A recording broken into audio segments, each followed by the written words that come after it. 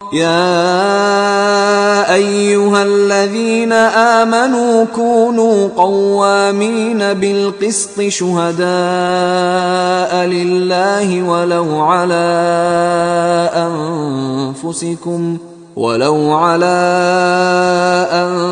أنفسكم أو الوالدين والأقربين إن يكن غنيا أو فقيرا فالله أولى بهما فلا تتبعوا الهوى أن تعدلوا وإن تلووا أو تعرضوا فإن الله كان بما تعملون خبيرا۔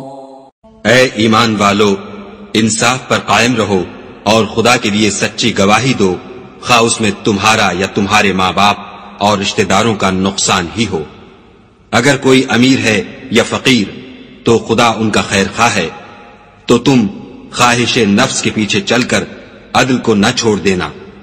اگر تم پیشدار شہادت دو گے یا شہادت سے بچنا چاہو گے تو جان رکھو خدا تمہارے سب کاموں سے واقف ہے۔ يا أيها الذين آمنوا بالله ورسوله والكتاب الذي نزل على رسوله والكتاب الذي أنزل من قبل ومن يكفر بالله وملائكته وكتبه ورسله واليوم الآخر فقد ضل ضلالا بعيدا۔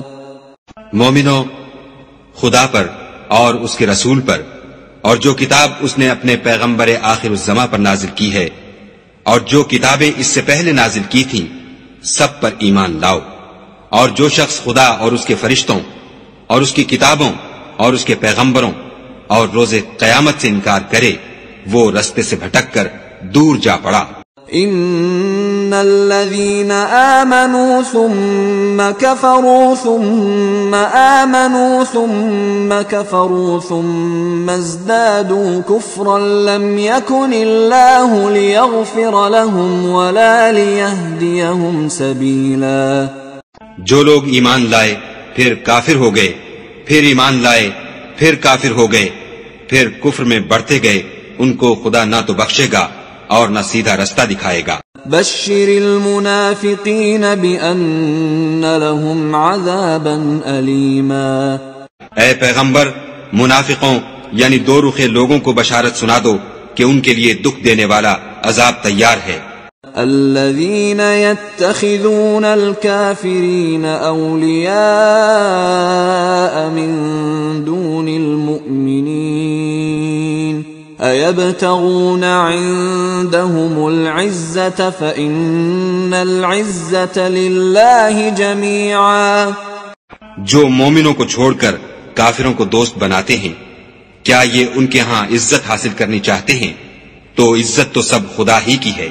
وَقَدْ نَزَّلَ عَلَيْكُمْ فِي الْكِتَابِ أَنْ إِذَا سَمِعْتُمْ آيَاتِ اللَّهِ يُكْفَرُ بِهَا وَيُسْتَهْزَأُ بِهَا